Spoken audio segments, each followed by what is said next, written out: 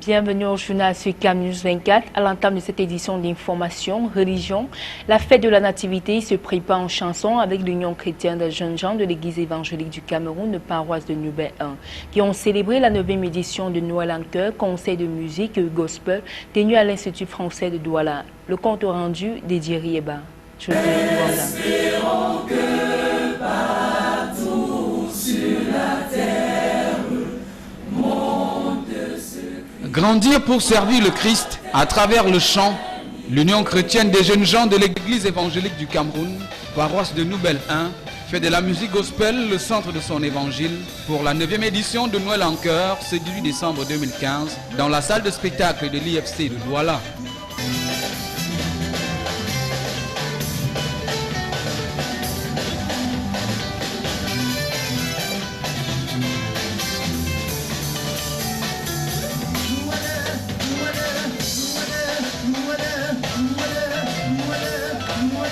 C'est très bien passé parce que il y a déjà 2 jours où on n'était pas très sûr de la prestation. Notre prestation ce soir. Donc on avait des doutes vis-à-vis de notre prestation, mais à la grâce de Dieu, tout s'est très bien passé. Le public très engagé au cours de ce concert qui a drainé bon nombre de fidèles chrétiens et d'autres curieux. Pour implémenter le brassage religieux, l'Union chrétienne des jeunes gens, paroisse Nouvelle 1, a associé la chorale Saint-François d'Assise de Bépanda Omnisport d'obédience catholique. Étant une chorale qui n'est pas de notre confession religieuse, bannir cette barrière et montrer aux yeux de tous que seul le Seigneur compte, c'est pas la religion qui compte, mais qu'ensemble, chacun dans sa religion, nous pouvons vivre le même état, un même état d'esprit et dans l'harmonie. Raison pour laquelle nous avons invité une chorale seule. Le show était captivant jusqu'à mettre le pasteur Calvin Fausto dans l'ambiance au nom du Seigneur Jésus-Christ. Je suis très ému.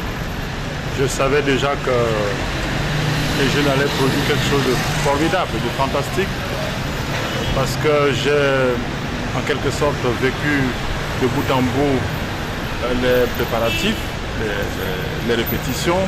Quelquefois, même étant dans mon bureau, j'écoutais déjà les belles mélodies. Et aujourd'hui, je suis, j'allais dire, très satisfait, très content, très ému par rapport à tout ce que les jeunes ont produit. Le rendez-vous de Noël en chœur de l'UCJG de Nouvelle 1 a été pris pour l'année prochaine dans l'espoir que la fête de la Nativité 2015 et le Nouvel An 2016 soient des moments de partage et d'évangélisation avec du gospel au menu pour adoucir les esprits et les âmes.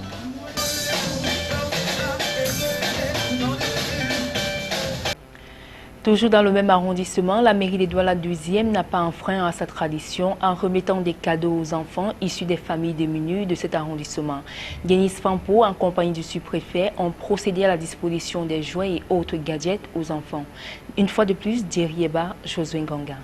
Près de 1000 enfants bénéficiaires pour la 8e édition de l'arbre de Noël en faveur des démunis dans l'arrondissement de Douala 2e. Ce 19 décembre 2015, l'esplanade du centre multifonctionnel des jeunes de Nouvelle était remplie d'enfants, tous venus recevoir le sourire de la part de l'exécutif communal de cet arrondissement, conduite par Denise Fampou en présence du sous-préfet de Douala 2e. Des prestations musicales multiformes ont agrémenté cette cérémonie. La remise minutieuse et solennelle des cadeaux et autres jouets aux enfants a été aussi très émouvant et à travers leur sourire, on pouvait comprendre l'émotion et surtout les remerciements à l'endroit de Madame le maire. Merci Madame Fambou, merci beaucoup. Nous avons donné ce cadeau à tous les enfants pauvres. Cette année, en dehors des enfants démunis, se sont ajoutés les enfants du personnel de la mairie. Le concours des structures sociales et traditionnelles a été un facteur de réussite. Les enfants étaient choisis au pif. Nous avons vu des enfants dans la rue que nous avons estimé qu'ils étaient démunis et nous avons demandé que le service social relève leur identité pour les contacter le moment venu. Et je pense que voilà l'unique particularité. Les enfants étaient vraiment au pif. On a sillonné les quartiers, quand on a fait recours au chef de quartier, Mais nous-mêmes, nous avons identifié ce qu'on appelle les enfants vraiment abandonnés, qui à eux-mêmes, qui jouent dans la rue, qui n'ont personne, qui les encadre. Ce sont ces enfants qui ont été beaucoup plus ciblés cette année. Noël commence ainsi pour ces enfants issus des quartiers de l'arrondissement de Douala 2e, avec une fierté pour ces jeunes citoyens de demain d'avoir bénéficié de la main tendue de l'autorité municipale. Extrême Nord, le gouvernement camerounais et les Nations Unies s'engagent à relever les défis sécuritaires et humanitaires des réfugiés nigérians du camp du Minawao. Une délégation composée de 8 ambassadeurs est allée dans ce camp évaluer les besoins humanitaires de ces victimes des atrocités de la nébuleuse Boko Haram. La délégation conduite par le ministre camerounais de la Jeunesse et de l'Éducation civique, Mononou Foussou. Reportage Célestin Tabouli-Succès. Du fait de la situation sécuritaire tendue qui règne à la frontière entre le Cameroun et le Nigeria, notamment les incursions incessantes des terroristes de l'État islamique, la région de l'extrême nord connaît un afflux de réfugiés nigérians. Plus de 52 000 enregistrés à ce jour sont installés dans le camp de fortune de Minawao. Une situation qui suscite sans doute des défis sécuritaires et humanitaires.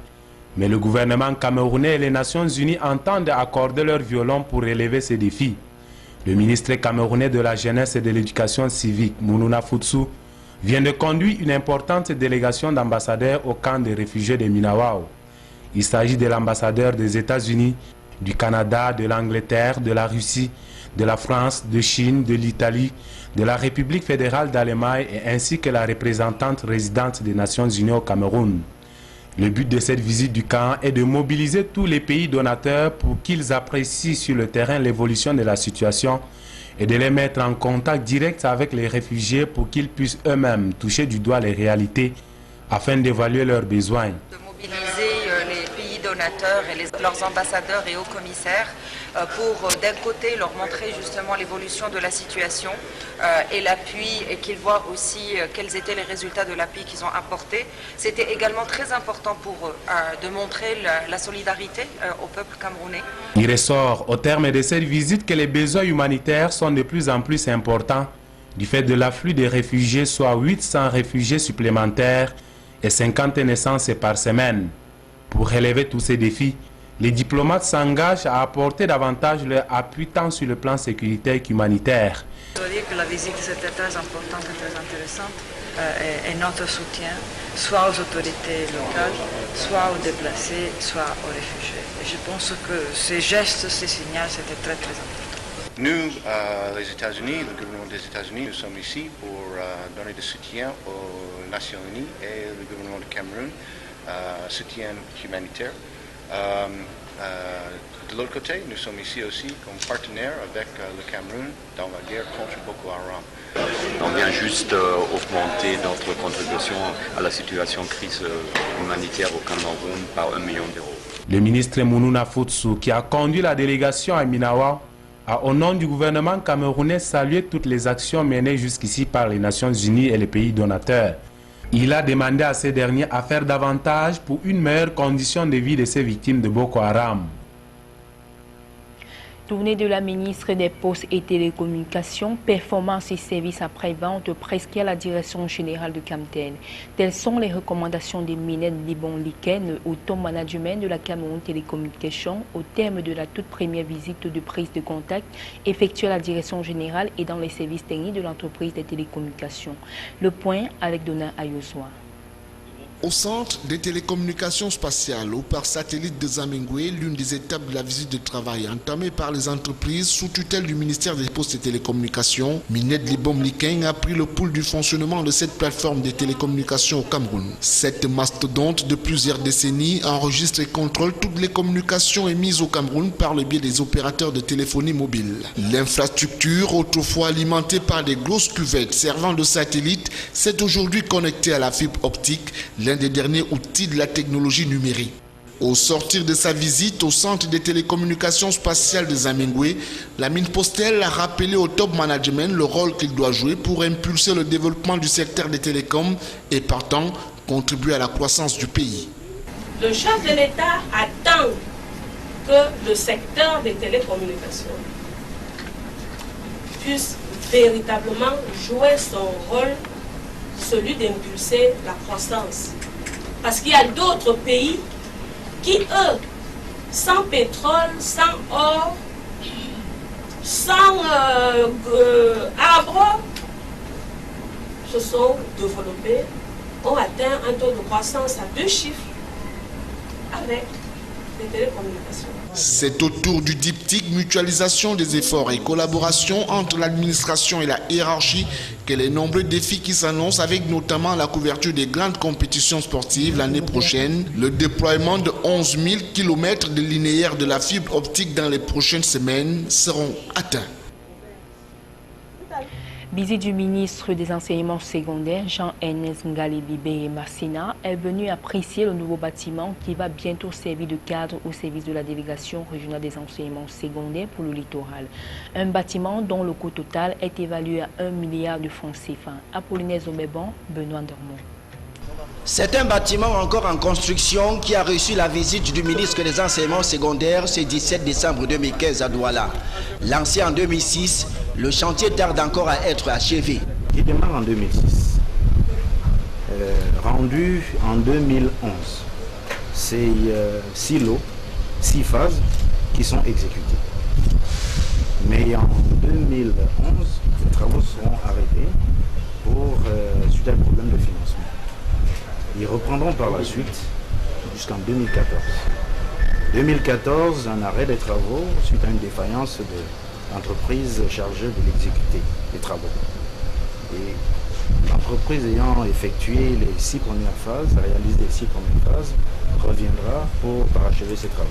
Bâti sur une superficie de 2593 mètres carrés, le bâtiment R+4 servira de cadre au service de la délégation régionale des enseignements secondaires pour le littoral. Je pense que le programme gouvernemental qui a été mis en place permettra de réduire les difficultés que l'ancien bâtiment couvrait déjà et surtout de diminuer tout ce qui est promiscuité. Je pense que le nouveau bâtiment, s'il veut être honnête, avait un certain nombre de problèmes déjà dans celui de la promiscuité. Entièrement financé par le fonds du budget d'investissement public 2014, le coût du nouveau bâtiment est évalué à 1 milliard de francs CFA. En parcourant les locaux de cet édifice, Jean-Ernest Ngalé-Bibé s'est dit satisfait de l'état d'avancement des travaux et garde l'espoir que le chantier sera livré dans les délais, c'est-à-dire d'ici fin 2015, début 2016. Détournement à la CIATV, poursuivi pour un détournement présumé de plus de 30 milliards de francs CFA, le professeur Cheve Mendozé, ex-directeur général de Cameroun Region Television, et ses co-accusés étaient à nouveau présentés le jeudi 17 décembre 2015 au tribunal criminel spécial pour répondre des faits qui leur sont reprochés. La cause a été renvoyée le 14 janvier 2016 pour audition des témoins de l'accusation. Salomon Foué, Donna Ayuzoa. L'ancien directeur général de la CRTV, le professeur Gervais Mendozé, placé sous mandat de détention provisoire à la prison centrale de Yaoundé depuis le 12 novembre 2014, est apparu devant le prétoire du tribunal criminel spécial ce jeudi 17 décembre 2015. À l'exception de Samuel Marcel Andan, Méloné, Né Enam Patricia et Elisabeth Mongori, tous les trois en fuite, excepté également Évariste Togombezele, l'ancien trésorier PR général de Yaoundé, et Alima Priso décédé. Les autres accusés étaient tous présents à la barre. Ils sont poursuivis pour un présumé détournement de deniers publics évalué à quelque 33 milliards de francs CFA au préjudice de la CRTV. C'est du moins ce que révèle le volet 1 de ce volumineux dossier de procédure tel qu'énoncé sur le babillard du TCS. Le fait majeur de l'audience de ce jeudi, consacré à la communication des listes des témoins des parties, aura été l'absence de l'un des principaux accusés. Il s'agit de Polycarpe Abba, malade de l'avis de ses conseils. La cause a été renvoyée au 14 janvier 2016 pour démarrage des auditions des témoins de l'accusation. Quelques minutes plus tard, le décor va changer avec l'arrivée dans la même salle d'une autre collégialité pour connaître l'affaire qui oppose le ministère public et l'État du Cameroun à Jean-Marie Atanga Namebara et Feu Jérôme Mendouga relativement à l'achat avorté de l'avion présidentiel pénitentiel. L'unique accusé encore en vie, Jean-Marie Atangana Mabara, est lui aussi absent à l'audience pour des raisons de santé. La cause a été renvoyée au 14 février 2016. La troisième et dernière audience programmée pour ce jeudi au tribunal criminel spécial aura été l'affaire opposant le ministère public, l'État du Cameroun et la liquidation de la caméra Yves-Michel Fotso. L'accusé a également brillé par son absence à l'audience du jour. De l'avis de son avocat, Fotso Yves-Michel éprouverait quelques soucis de santé et serait interné à l'hôpital général de Yaoundé. Comme pour les autres cas, la cause a été renvoyée au 20 janvier 2016. Fin du journal, excellente suite des programmes sur CAMnews 24, restez des nôtres.